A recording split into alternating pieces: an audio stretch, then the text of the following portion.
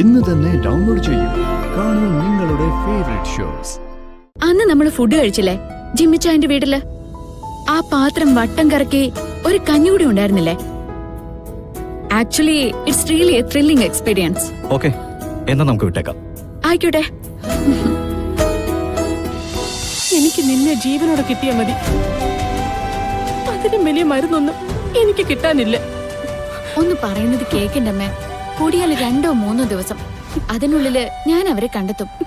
അമ്മ വിചാരിക്കുന്നത് പോലെ ഞാൻ ബഹളം ഉണ്ടാക്കാനൊന്നും പോവില്ല. പോലീസുകാരോട് പറഞ്ഞോ, ഗോപാലമാമയുടെ പരിചയത്തിലുള്ള ആരോടെങ്കിലും പറഞ്ഞിട്ടോ അങ്ങനെയൊക്കെ ചെയ്യൂ. അമ്മയെ കൊണ്ട് പറ്റില്ലടി. ഈ അമ്മയ്ക്ക് സമാധാനം കിട്ടില്ല.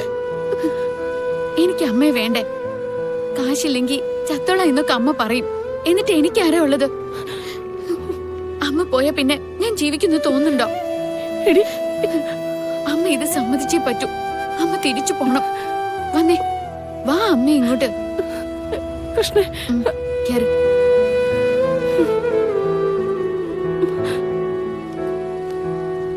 അമ്മ പ്രാർത്ഥിച്ചാ മതി. അമ്മയുടെ മോൾക്ക് ഒന്നും പറ്റില്ല. ഞാൻ പെട്ടെന്ന് വരാം. പൊയ്ക്കോ. ചേട്ടാ, അമ്മയെ ബസ് സ്റ്റാൻഡിൽ ഒന്ന് ഇറക്കിയേക്കണേ. കൃഷ്ണ,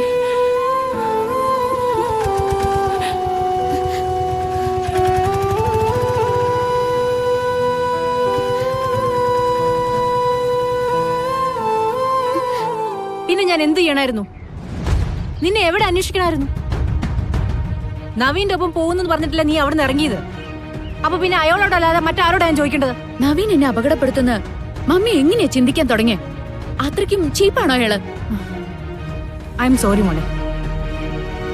നിന്നെ കാണുന്നില്ലെന്നറിഞ്ഞപ്പോ ഭൂമി കീഴ്മേൽ മറിയുന്ന പോലെ എനിക്ക് തോന്നിയത്. അതിനിടയിൽ ഞാൻ എന്തൊക്കെയോ കാണിച്ചു കൂട്ടി. എന്തൊക്കെയാ പറഞ്ഞെന്ന് എനിക്ക് നിശ്ചയില്ല. മമ്മി ചെയ്ത കാര്യങ്ങളല്ലേ നീ എണ്ണി ചോദിക്കുന്നുള്ളൂ. ഞാൻ അനുഭവിച്ചെന്താ നിനക്കറിയില്ലല്ലോ. Mummy sorry. മമ്മി നിങ്ങളുടെ ഒരു കാര്യത്തിലും ഇനി ഇടപെടില്ല. നിങ്ങളുടെ വിവാഹത്തിന് തടസ്സം നിൽക്കില്ല. മമ്മിയോട് പിണങ്ങല്ലേ മോളെ.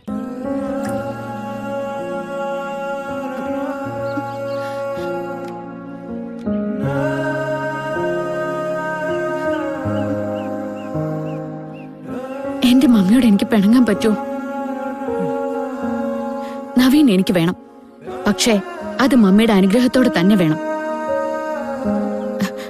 I'm hungry. നമുക്ക് വീട്ടിൽ പോവാം.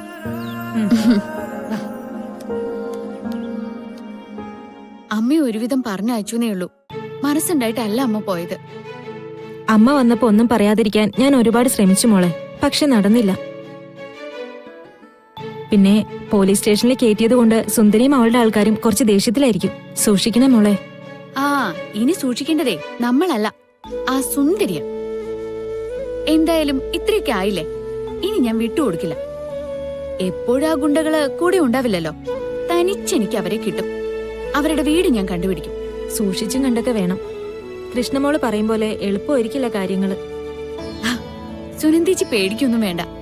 അത്യാവശ്യം തല്ലുകൊള്ളിത്തരമുള്ളവരെയൊക്കെ നാട്ടിൽ ഞാൻ നിലയ്ക്ക് നിർത്തിയിട്ടുണ്ട്. ഇവിടെ ഒന്ന് പരിചയപ്പെട്ട് വരുന്നതിന്റെ കുഴപ്പമേ ഉള്ളൂ. നമുക്ക് ശരിയാക്കാന്നേ.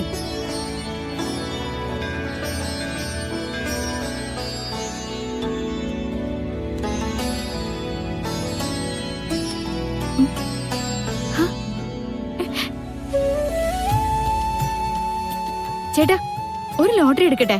50 രൂപയുള്ളൂ. ഒരു കോടിയാണ് അടിച്ചാല് ഒരെണ്ണം എടുക്കുക ചേട്ടാ. ഓക്കെ. ആണോ? എന്നാ പിന്നെ 2 എടുത്തോ. വേണ്ട, ഒന്ന് മതി. Okay okay.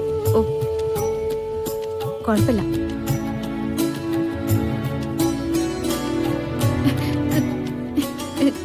ചേട്ടാ, ഒരു ലോട്ടറി എടുക്കട്ടാ? അയ്യോ ചേട്ടാ, ഒരു ലോട്ടറി എടുക്ക. നാളത്തെ പാഠശാല ചിലപ്പോ ചേട്ടനായിരിക്കും. ഒരു പാവം കൊച്ചല്ലേ, ഒരെണ്ണം എടുത്തേക്ക്. Okay okay. Thank you thank U.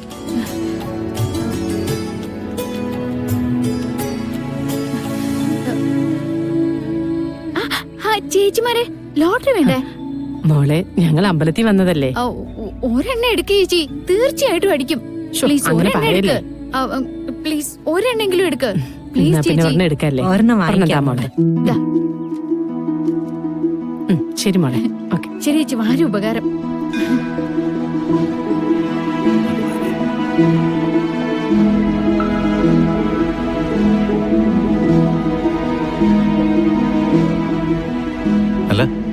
എങ്ങോട്ടേക്കാ പോണ്ടത്? എങ്ങോട്ട് വേണമെങ്കിലും ആവാം.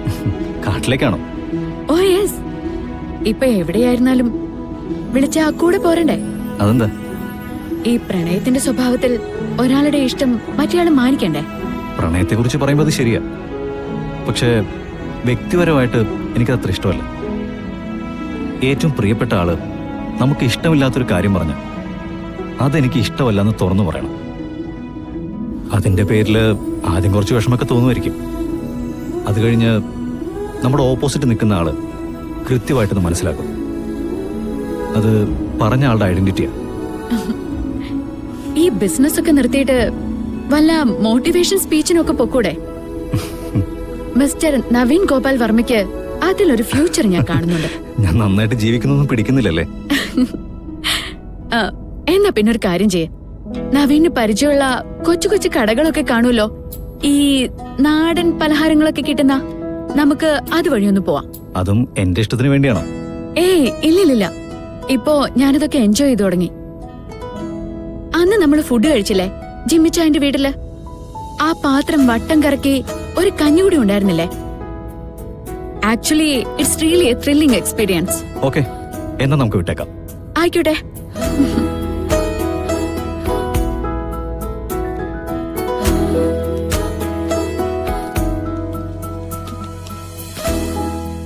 അതെ ഗോപാലമാമ, ആ ലോട്ടറി ഇങ്ങോട്ട് തന്നെ. ഞാനേ ആ കരിക്ക് വിൽക്കുന്ന ചേട്ടനെ കൊണ്ട് 1-2 എടുപ്പിക്കാൻ പറ്റുമോ നോക്കട്ടെ.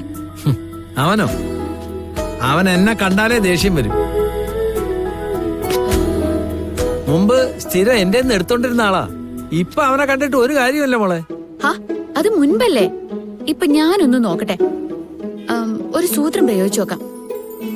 എന്നാ പിന്നെ നിന്റെ മിടുക്ക് എനിക്കൊന്ന് കാണണം. ഇങ്ങത്താ. ഓ ചെല്ല്. ചേട്ടാ. എത്ര എണ്ണം വേണം? അയ്യോ ചേട്ടാ, ഞാൻ കരിക്ക് വാങ്ങിക്കാൻ വന്നതല്ല. പിന്നെന്തിനാ? ചേട്ടൻ ഇന്ന് അമ്പലത്തിൽ പോയിരുന്നല്ലേ? ആ പോയിരുന്നു. ആ ദേവിയുടെ അമ്പലത്തിലല്ലേ? അതെ. ആ അത് പറ. അതിന്റെ ഒരു ഐശ്വര്യം ചേട്ടന്റെ മുഖത്ത് കാണാനുണ്ട്. ധനലക്ഷ്മിയും മഹാലക്ഷ്മിയും ഒന്നിച്ച് അനുഗ്രഹിച്ചതിന്റെ ലക്ഷണം. കുട്ടിയാരാ? കൈനോട്ടക്കാരിയാണോ? അവരാ മനുഷ്യനെ ഇങ്ങനെ പൊക്കി അടിക്കുന്നേ. ഓ, കൈനോട്ടൊന്നും അല്ല ഏട്ടാ. പക്ഷേ ധനലക്ഷ്മി വന്ന് കയറുന്നവരുടെ മുഖം കണ്ടാൽ എനിക്കറിയാം. ചേട്ടന് ഉറപ്പിച്ചോ, ചേട്ടന് ഭാഗ്യം വരാൻ പോവാ. എങ്ങനെ? ആ ഇങ്ങനെ. ഇന്നൊരു ടിക്കറ്റ് എടുത്താ ചേട്ടാ, ചേട്ടന് അത് അടിച്ചിരിക്കും. അത് ചേട്ടാ ആളെ നോക്കണ്ട. ദേ, ഭാഗ്യലക്ഷ്മിയെ ചേട്ടൻ തള്ളിക്കളയരുത്. എന്തായാലും ഇന്ന് വരുന്ന ഭാഗ്യം എനിക്ക് വേണ്ട. രണ്ടാളും തലമിടാൻ നോക്ക്.